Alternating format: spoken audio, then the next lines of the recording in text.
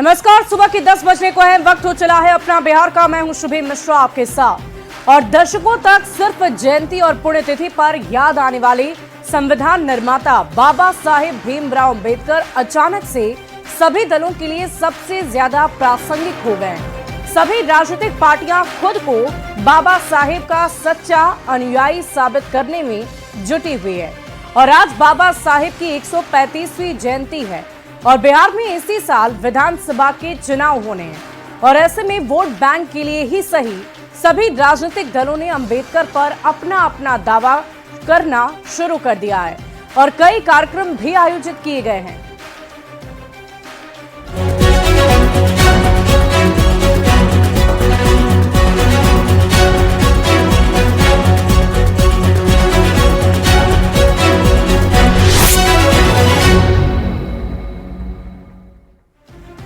और आज बाबा साहेब अंबेडकर की जयंती है, लेकिन उनकी जयंती से एक दिन पहले से ही बिहार में अंबेडकर सियासत का केंद्र बन गए हैं। रविवार को जेडीयू ने बापू सभागार में भीम संवाद किया तो बीजेपी ने गांधी मैदान से हाईकोर्ट तक जय भीम पदयात्रा निकाली। और आज भी ये दोनों दल बाबा साहेब को नमन करने के लिए कई कार्यक्रम आयोजित कर रहे हैं। तो इस रेस में आरजेडी भी पीछे नहीं है, वो भी बाबा साहेब का सच्चा अनुयायी खुद को बता रहा है। और प्रखंड और पंचायत स्तर पर जन जागरण अभियान चलाए जा रहे हैं। विधानसभा में नेता प्रतिपक्ष तेजस्वी यादव खुद राघवपुर में अंबेडकर जयंती पर आयोजित कार्यक्रम में शामिल रहेंगे। मुख्यमंत्री श्री नीतीश कुमार जी। और इधर अंबेडकर जयंती के मौके पर बीजेपी कार्यालय के बाहर कई सारे पोस्टर्स लगाए गए हैं, जिसमें लालू परिवार और उनके जंगल राज को दिखाया गया है।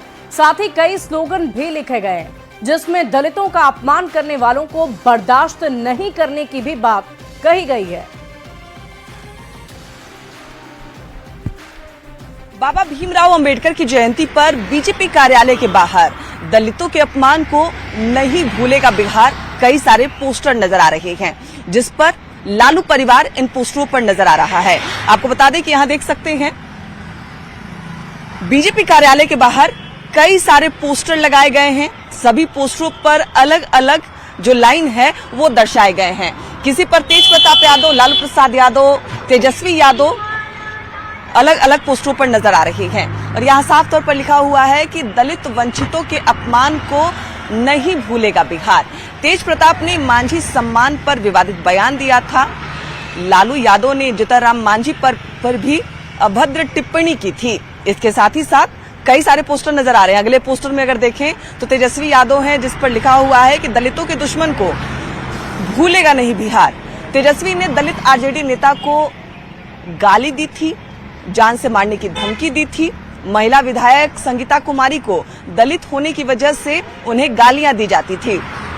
अलग अलग पोस्टर और इन पोस्टरों के माध्यम से यहां साफ तौर पर जंगल राज में अत्याचार जानने के लिए एक स्कैन भी दिया गया है। यानी जो जंगल राज में अत्याचार हुए हैं उसकी जानकारी अगर चाहिए तो आप स्कैन कर सकते हैं। और लिखा हुआ है कि बिहार नहीं भूलेगा। इसके अलावा कई सारे और पोस्टर नजर आ रहे हैं, जिस पर लिखा हुआ है कि लालू यादव ने श्री राम रथ यात्रा रोकी थी, तेजस्वी यादव ने श्री राम का मजाक उड़ाया था, जिसे बिहार नहीं भूलेगा। आज बाबा भीमराव अंबेडकर की जयंती मनाई जा रही है, जिसके मद्देनजर बीजेपी कार्यालय के बाहर जंगल राज की याद दिलाती हुई कई ऐसी तस्वीर अलग अलग पोस्टर के माध्यम से दर्शाया गया है। अलग अलग लाइन के माध्यम से उसे बताने की कोशिश की गई है। साथ ही साथ एक स्कैन भी दिया गया है कि अगर जंगल राज से जुड़ी हुई कोई जानकारी आपको चाहिए तो इस स्कैन पर स्कैन करके आप वो जानकारी ले सकते हैं। कैमरामैन अजय दुबे के साथ विनीता मिश्रा, न्यूज़ 18 पटना। और इधर बाबा साहेब की जयंती पर पीएम मोदी ने भी देशवासियों की ओर से उन्हें श्रद्धांजलि दी है। पीएम मोदी से सोशल मीडिया एक्स पर यह लिखा है कि सभी देशवासियों की ओर से भारत रत्न पूज्य बाबा साहेब को उनकी जयंती पर कोटि कोटि नमन। पर ये उन्हीं की प्रेरणा है कि देश आज सामाजिक न्याय के सपने को साकार करने में समर्पित भाव से जुटा हुआ है। उनके सिद्धांत एवं आदर्श आत्मनिर्भर और विकसित भारत के निर्माण को मजबूती और गति देने वाले हैं। प्रधानमंत्री ने इसके साथ एक वीडियो भी साझा किया है। बाबा साहब मानवता के पक्षकार थे। अमानवीयता की हर चीज को वो नकारते थे, उसका परिमार्जन का प्रयास करते थे और हर चीज संवैधानिक तरीके से करते थे। बाबा साहब हमें क्या संदेश देते थे? उन्होंने समाज को एक ही बात कही, भाई शिक्षित बनो, और एक बार अगर आप शिक्षित होंगे तो दुनिया के सामने आप आंख से आंख मिलाकर के बात कर पाओगे। दूसरा मंत्र दिया, संगठित बनो, और तीसरा बात बताया, मानवता के पक्ष में संघर्ष करो, अमानवीय चीजों के खिलाफ आवाज उठाओ। ये तीन मंत्र आज भी हमें प्रेरणा देते रहे हैं, हमें शक्ति देते हैं। बाबा साहब आंबेडकर ने जिस भावना से जिन कामों को किया वो पूर्णतया पवित्र राष्ट्रनिष्ठा थी, समाज निष्ठा थी। और इसलिए हमारा संकल्प यही रहे, दलित हो, पीड़ित हो, शोषित हो, जो वंचित हो, गरीब हो, आदिवासी हो, गांव में रहने वाला हो, झुग्गी झोपड़ी में जीने वाला हो, शिक्षा के अभाव में तरसने वाला हो, इन सब के लिए अगर कुछ काम करना है तो बाबा साहब आंबेडकर हमारे लिए सदा सर्वदा एक प्रेरणा है। हमारी सरकार ने बाबा साहब के योगदान को देश दुनिया के सामने प्रखरता से रखा है। देश विदेश में बाबा साहब जहां जहां रहे, हमने उन उत्थानों को पंच तीर्थ के रूप में विकसित किया। महू में उनका जन्म स्थान, नागपुर में दीक्षा भूमि, मुंबई की चैत्य भूमि, दिल्ली में जहां उन्होंने अपना अंतिम समय बिताया, और लंदन में आंबेडकर मेमोरियल होम, ये पंच तीर्थ आने वाली पीढ़ियों को प्रेरित करते रहेंगे। और इधर अंबेडकर पर सभी राजनीतिक दलों के अपने अपने दावे हैं, और इसमें बीजेपी का दावा है कि पीएम मोदी ने अंबेडकर की विरासत को सम्मानित किया। अंबेडकर का सबसे ज्यादा सम्मान एनडीए सरकार में हुआ। मोदी सरकार ने अंबेडकर के विचारों को सशक्त रूप से अपनाया और समाज में समानता और न्याय को बढ़ावा दिया। अंबेडकर के दृष्टिकोण को राजनीतिक दर्शन का हिस्सा बनाया। अंबेडकर से जुड़े महत्वपूर्ण स्थानों को पंच तीर्थ के रूप में विकसित किया। ये तमाम बातें एनडीए की तरफ से की जा रही हैं, ये तमाम दावे एनडीए की तरफ से किए जा रहे हैं। नवंबर साल 2015 में 26 नवंबर को संविधान दिवस घोषित किया गया। साल 2018 में महापरिनिर्वाण स्थल पर राष्ट्रीय स्मारक का उद्घाटन भी किया गया। तो आप ये समझ सकते हैं कि अलग अलग राजनीतिक दलों की तरफ से क्या क्या दावे किए जा रहे हैं और इन दावों में कितना दम है। जबकि जेडीयू का क्या दावा है वो भी हम आपको बता देते हैं। जेडीयू की तरफ से ये दावा किया जा रहा है कि नीतीश कुमार ही बाबा साहेब के सच्चे अनुयायी हैं और उनके सिद्धांतों पर चलते आ रहे हैं। नीतीश कुमार बाबा साहेब के सच्चे अनुयायी हैं, इसका जिक्र जेडीयू ने कई दफा पहले भी किया है। बाबा साहेब के सिद्धांतों पर चल रहे हैं नीतीश कुमार, ये भी कहा जा रहा है, और न्याय के साथ सामाजिक विकास को तरजीह उनकी तरफ से दी जा रही है और विकास के राह पर आगे बढ़ रहे हैं नीतीश कुमार। दलितों के उत्थान के लिए वो कई तरह की योजनाएं बिहार में चला रहे हैं।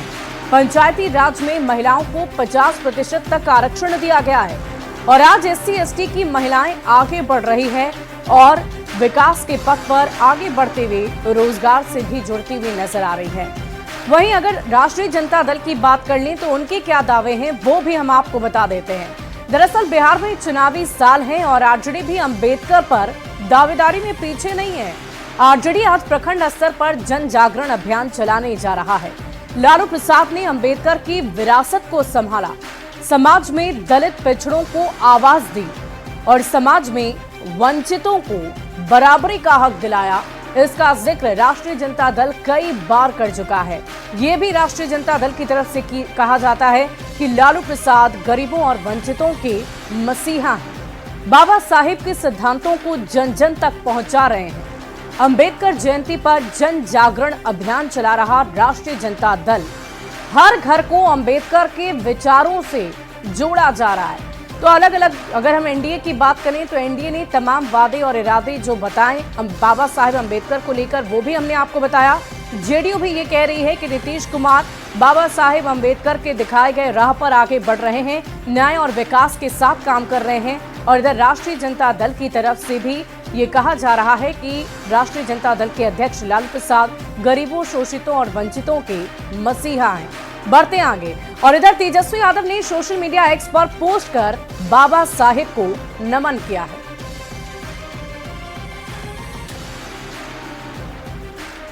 तो क्या कुछ लिखा है वो भी हम आपको बता देते हैं। अद्वितीय प्रतिभा के धनी, महानायक, विद्वान, दार्शनिक, वैज्ञानिक, विधिवेत्ता, अर्थशास्त्री, लोकप्रिय राजनीतिज्ञ, समाज सेवी, महान योद्धा, देश के प्रथम विधि एवं न्याय मंत्री, भारतीय संविधान के जनक डॉक्टर बाबा साहेब अंबेडकर की जयंती के शुभ अवसर पर हार्दिक शुभकामनाएं। लोगों के महापुरुष है, जिन्होंने संविधान जो है निर्माण करने का काम किया। आज के दिन उनको याद ही नहीं करते हैं, बल्कि उनकी जो विचारधारा है, राष्ट्रीय जनता दल और राष्ट्रीय जनता दल के सारे नेता हों, वर्कर हों, उनके दिखाए हुए विचारधारा पर हम लोग सब लोग चलने का काम करते हैं। हरियाणा के आज के हालात, जो जिन लोगों ने अंबेडकर जी का विरोध किया, जो लोग गोवलकर के विचारधारा पे चलने वाले लोग हैं, गॉडसे के विचारधारा पर चलने वाले लोग हैं, जो देश के संविधान को नहीं मानते हैं, बाबा साहब की इतनी बड़ी ताकत है कि वैसे लोग जो भाजपा आरएसएस के लोग हैं, ना चाहते हुए भी जो है आज अंबेडकर जयंती मना रहे हैं। आप सब लोगों ने माननीय अमित शाह जी के भाषण को सुना था पार्लियामेंट में।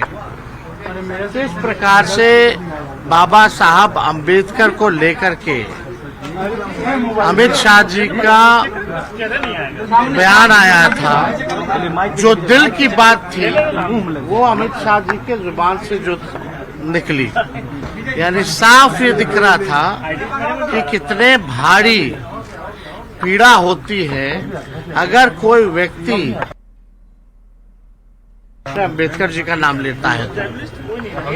तो हम सब लोग अंबेडकर जयंती जैसे पार्टी ने निर्णय लिया है कि भाई हर पंचायत में पंचायत अध्यक्ष जो है और सभी विधायक अपने अपने क्षेत्रों में जाकर के बाबा साहब की जयंती को मनाएं। लेकिन दुख इस बात का है, आज जो लोग भी, चाहे जनता दल यूनाइटेड हो या भाजपा। बढ़ते आगे, बेगूसराय में बाबा साहेब भीमराव अंबेडकर की प्रतिमा का पास भगवा झंडा फेंकने का मामला तूल पकड़ता जा रहा है। बखरी इलाके में कुछ लोगों ने प्रतिमा के पास लगे भगवा झंडे को उतारकर फेंक दिया। सूचना मिलने के बाद अखिल भारतीय विद्यार्थी परिषद और दूसरे संगठन के लोगों ने इसका जबरदस्त विरोध किया, जिसके बाद दो गुट के लोग आमने सामने आए। एबीवीपी का कहना है कि अगवा झंडा के पास दूसरे संगठन के लोग अपना झंडा लगा दें, लेकिन उनके झंडे को ना फेंकें। पुलिस दोनों गुट के लोगों को समझा बुझाकर मामले को शांत कराने में जुट गई है। और इधर बिहार चुनाव को लेकर हरियाणा के सीएम नायब सैनी का बड़ा बयान, सम्राट चौधरी के नेतृत्व में झंडा फहराया जाएगा। बड़ी खबर, हरियाणा के बाद अब बिहार की बारी है। ये विजय का पताका रुकना नहीं चाहिए, ये विजय का झंडा बिहार के अंदर भी फहराया जाएगा। बड़ी खबर आपको बता रहे हैं, नायब सैनी का बड़ा बयान, नेतृत्व में झंडा फहराया जाएगा। सम्राट चौधरी के नेतृत्व में झंडा फहराया जाएगा। ये विजय का पताका नहीं रुकना चाहिए, ये कहा है। हरियाणा के बाद बिहार की बारी है।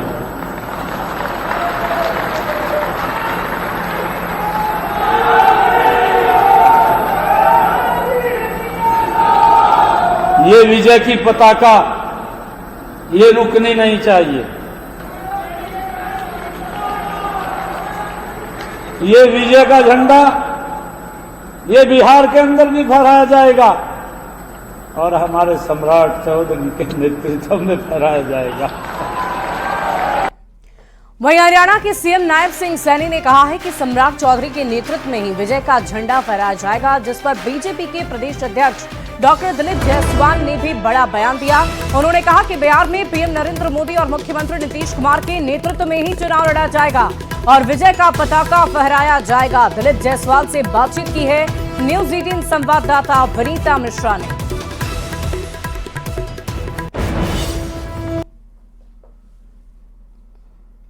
इस साल बिहार में बिहार विधानसभा चुनाव होने वाले हैं। चुनाव से ठीक पहले बयानों का दौर शुरू हो गया है।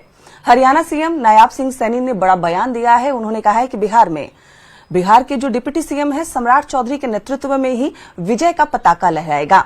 बीजेपी प्रदेश अध्यक्ष हमारे साथ हैं। सर, उन्होंने कहा है कि विजय का पताका सम्राट चौधरी के नेतृत्व में ही लहराएगा।